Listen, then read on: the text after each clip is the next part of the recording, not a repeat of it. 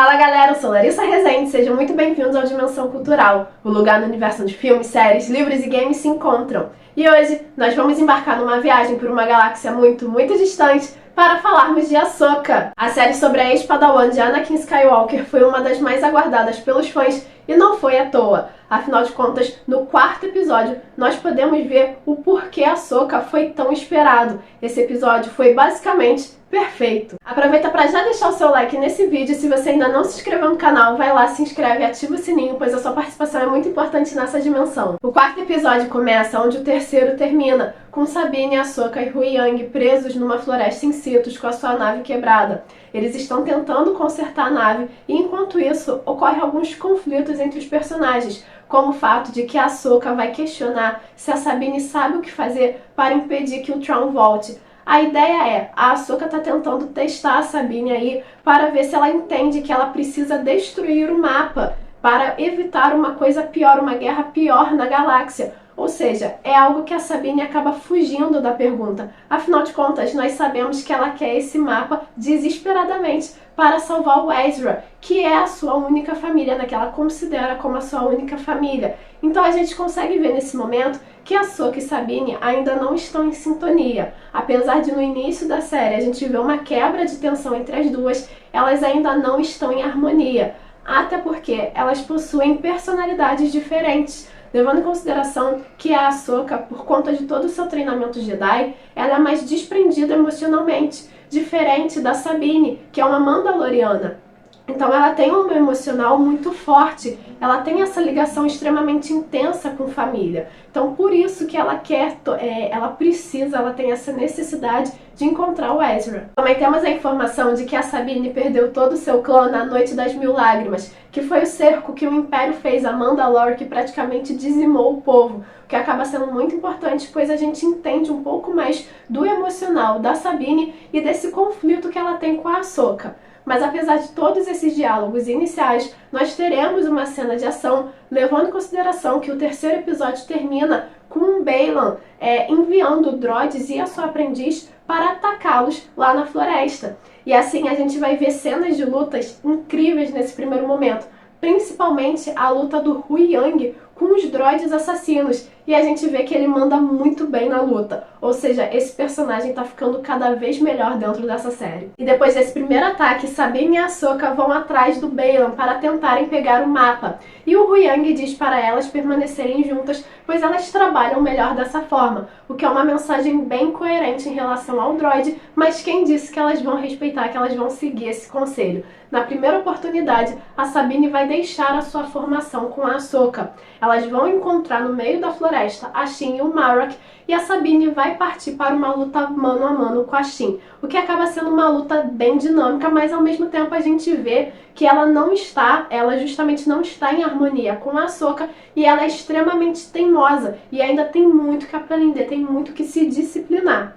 Mas apesar disso, a luta acaba sendo bem legal e, na verdade, todas as lutas desse episódio foram sensacionais, na qual é muito interessante a gente ver a Sabine lutando com a Shin sem ter o domínio da força. Ela até tenta, dar um empurrão com a força na Shin. A Shin parece sentir alguma coisa, mas algo bem fraco. E quando a Shin vira pra Sabine e fala que você não tem poder, a Sabine chega e ataca ela com a sua manopla mandaloriana e pega a Shin de surpresa. Acaba sendo algo bem legal, uma estratégia bem inteligente. E enquanto isso, a Ahsoka está lutando com o Marrok, e é uma luta bem típica de usuários da força, já que os dois estão se analisando e vendo e estudando as suas posições de luta, da mesma forma que o Obi-Wan e o Darth Maul fizeram lá na luta deles que aparece em Rebels. E assim, logo em seguida, eles atacam, o que acaba sendo uma luta bem rápida, já que a Ahsoka vai conseguir atingir o Marrok e ele vai se dissolver, mostrando que ele poderia ter sido mais ou menos uma magia conjurada pelas Irmãs da Noite.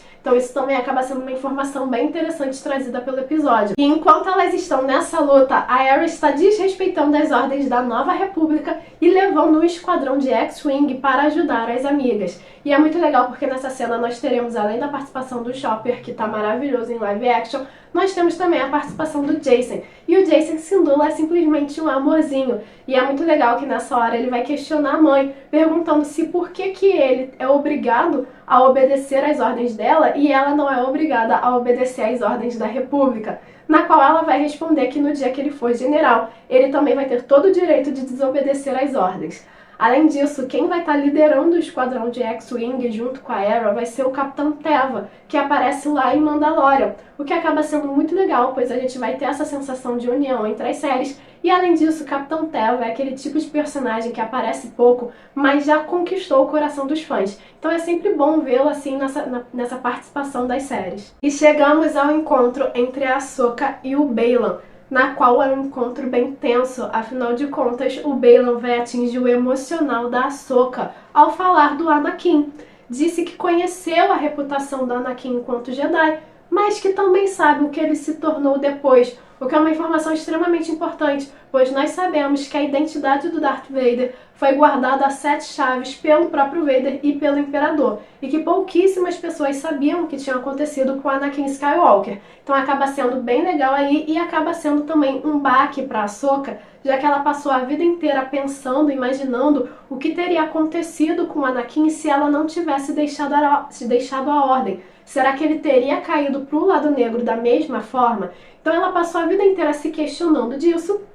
E aí, nesse momento, o Baylan consegue lançar esse golpe emocional, na qual mostra que esse episódio é extremamente ousado e importante, pois é justamente na luta entre o Baylan e a Ahsoka que a gente vê o que está em jogo, o que vai acontecer para a galáxia se cada um dos lados vencer. E após uma luta bem tensa entre a Ahsoka e o Baylan, a Ahsoka consegue pegar o mapa e impede que a Morgan carregue a sua rota para o hiperespaço.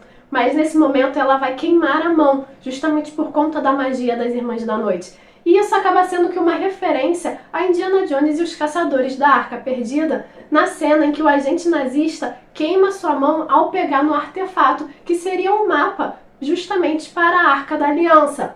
E aí ele vai ficar com um mapa queimado na sua mão, marcado na sua mão, o que pode ser até uma referência do que vai vir a acontecer na série. A Ahsoka pode ter um mapa queimado na sua mão, e aí pode ser o que vai levá-la a ir atrás da Morgan, já que ela vai perder essa luta para o Baylan, vai ser jogada do precipício, e vai ser nesse momento que a Sabine vai cair no papo do Baylan. Ele vai convencer a Mandaloriana que ele é a única oportunidade que ela vai ter de resgatar o Ezra e que ela sabe que vai ser o melhor para todos na galáxia. E aí vai ser nesse momento que a Sabine, no lugar de destruir o mapa, vai dar o mapa para o Baylan, e ela mandou muito mal nessa. De verdade, a Sabine pode ser uma das melhores personagens de Rebels, pode ser uma personagem extremamente interessante para Star Wars, mas ela vacilou muito nessa cena. E finalmente, o Baylan com o mapa e com a rota para o hiperespaço, eles retornam para a nave da Morgan, e a Morgan não quer nem saber se tem uma Hera com um esquadrão inteiro de X-Wing na sua frente. Ela não tá nem aí e ela manda aí uma manobra Holdo saltando pelo hiperespaço. Lembrando que a sua nave é inteiramente vazada, então ela não atinge nenhum caça, apesar de que a força que ela faz, a intensidade que ela faz ao entrar no hiperespaço, faz com que 2 caças X-Wing sejam destruídos, mas pelo que a gente pode ver, a Hera e o Tevan, que são os mais importantes, estão intactos. E assim, o episódio vai terminar com o público vendo o que aconteceu com a Ahsoka, que no lugar de cair no precipício, ela na verdade caiu no mundo entre mundos, que é uma dimensão além do tempo e do espaço, que conecta todos os pontos importantes da história da galáxia. Isso já foi mostrado em Rebels, mas o que acaba sendo ainda mais interessante é que quando ela levanta e ela toma consciência de onde está, ela escuta um oi abusada. E isso já faz o fã de Star Wars ficar extremamente animado, ansioso e até desesperado para o episódio seguinte, já que quando ela se vira, ela vê um Anakin jovem, um Anakin rejuvenescido, como ela conheceu lá em Clone Wars e como nós conhecemos o Hayden Christensen no episódio 3. E sim, foi ele, né, com um toque aí de CGI para rejuvenescer um pouco o ator, mas é maravilhoso ver a participação dele, ver que o nome dele tá nos créditos e ver que o episódio 5 vai ser basicamente um grande debate, né, e um grande conflito entre esses dois personagens. Afinal de contas, vai ser nesse momento que a Ahsoka vai finalmente precisar se resolver com o seu passado. E vocês, curtiram esse quarto episódio da série? O que acham que vão acontecer no próximo? Deixe a opinião de vocês aqui nos comentários e não se esqueça de curtir esse vídeo e de se inscrever no canal para continuar acompanhando as nossas aventuras. Nos vemos na próxima!